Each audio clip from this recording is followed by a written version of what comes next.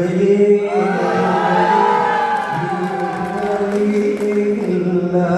செங்கனி ஊறிய வாயிலிருந்து நீ ஒரு திருமொழி சொல்லாய்.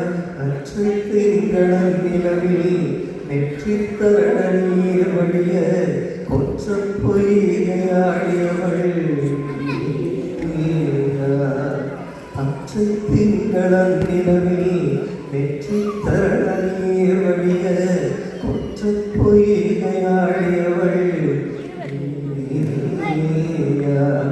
திருமகனே திருமகனே நீ ஒரு நாள் பாராய். பெண்ணிற புறவையில் வந்தவனே வேடி மொழிகள் கேளாய். அற்று திங்களன் நிலவில் கொற்ற